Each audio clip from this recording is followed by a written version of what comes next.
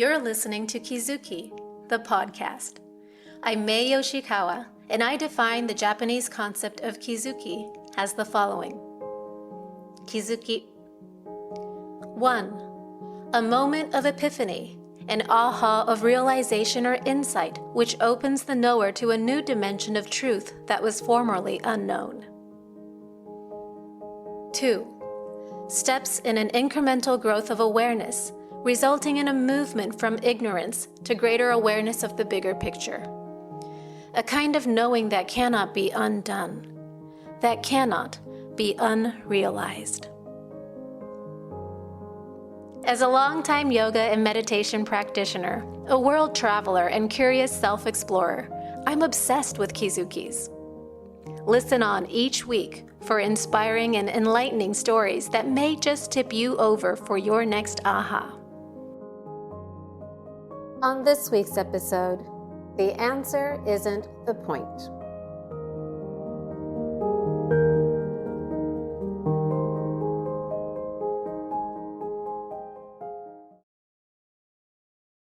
A mom friend asked me something the other day, and it really caught my attention because she was kind of murky about something that involved her son.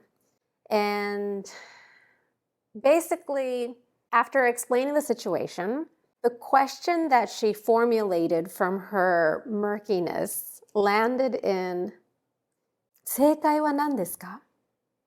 Which means, what's the correct answer in this situation? And I wasn't really on the same page with her because I hadn't gathered the same thought processes from the same situation that she was explaining. Okay, so let me explain what she told me. Her son, who's in second grade, was at school. There was a small incident. He was near another boy's desk, and somehow the boy's eyeglasses fell from the desk and was shattered on the floor. And it seemed that no one else really saw what happened. Like the teacher didn't see or the other kids didn't see. And the one boy said, "Oh, he did it. He bumped into my desk and so my stuff fell." But her son said, "No, it wasn't me." And in this situation, the school didn't get involved at all. So it became a situation to be handled between the parents, and with no clear answer, no proof, no third party to say what they witnessed. It was just two little kids and two different versions of the truth. She asked me, I kind of wish the school would have gotten involved or something, like there would be some sort of protocol for something like this. But I just didn't really know what to do because the other kid's mom was adamant that it was my son who did it, and I just didn't know what was the right thing to do. And my take on it wasn't at all about the correct answer, because the way I see it, sometimes in life, a lot of times in life actually, there's no single correct answer to follow, especially when the truth is unclear. But the way I see it, there is always a way you choose to show up in any particular situation. So if it were me, I would start with my child. I would want to be present with my child and his say and his emotional needs. I would deeply listen to him. I would hear his version of the story, his interpretation of it. And I would want to let him know and feel through my presence clearly, I believe you. Not because I need to prove he's the right one, but because I want him to feel that I'm on his side always and that he can feel safe with me. I would want him to know that in a confusing moment such as this, when the world feels a little unfair, or when school doesn't feel like his safe place anymore and he needs to defend himself, I would want him at the same time to also feel that I still believe him, that I'm still on his side. And then from that visceral sense of emotional safety, I would also explain to him that accidents happen. And sometimes maybe they happen without our noticing, or maybe a truth that someone else thought they saw isn't what it truthfully was. But that even when things aren't clear or fair, sometimes we choose peace over being right, or at least the need to be right. So if that means apologizing or using insurance to cover the glasses, we can do that. Which in the end, my mom friend said that's what they did. But she had a lot of uncertainty around whether it was the right thing to do, you know? And I think it's okay to choose these things, not because your son's guilty, but because we choose to move forward anyway. And I think this is my point about murky situations and unclear situations like this. My point always is to not lose sight of the bigger picture, because I think a lot of us get so caught up in the intricate details, and we can spend days thinking about a small incident like this. But the thing that your child remembers from this incident, it won't be the glasses. It will be whether he was trusted or not, whether his mother listened to him or not. It will be whether he felt alone, or did he feel supported in this uncertainty?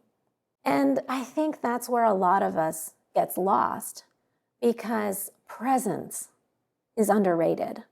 Presence is so silent.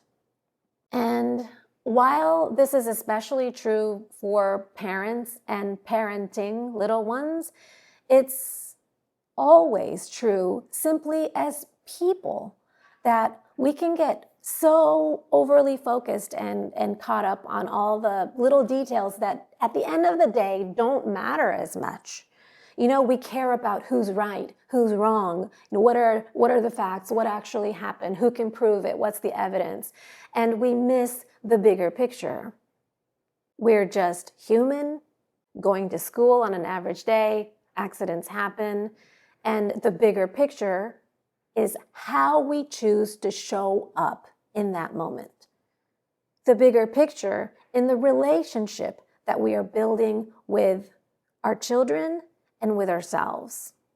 And that doesn't mean we ignore righteousness or responsibility. If your child hurts someone, whether by accident or on purpose, of course there are apologies. There are consequences. There might be discipline, and there is most definitely learning. But all of these things need to happen with love in your eyes. We don't discipline our children by shaming them or by letting them feel alone so they won't ever do it again. We don't do it by taking away their sense of safety. We do it by letting them feel loved.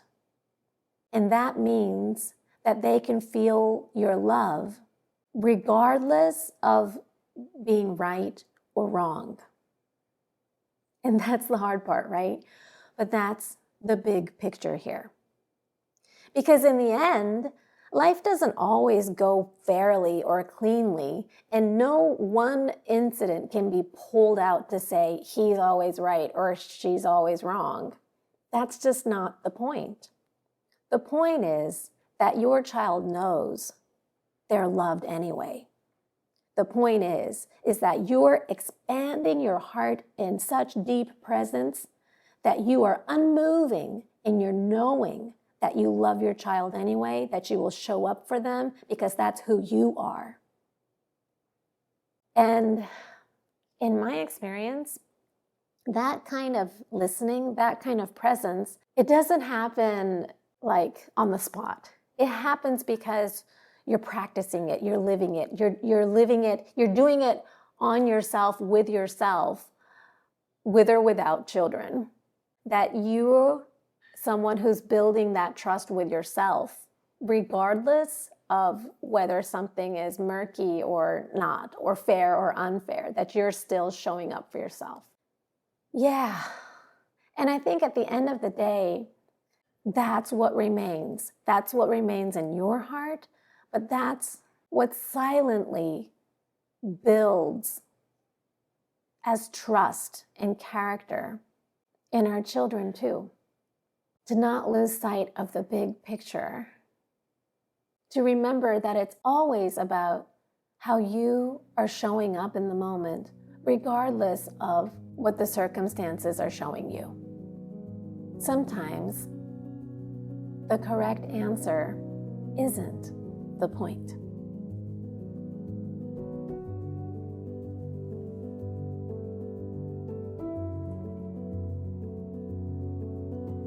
Thank you for listening.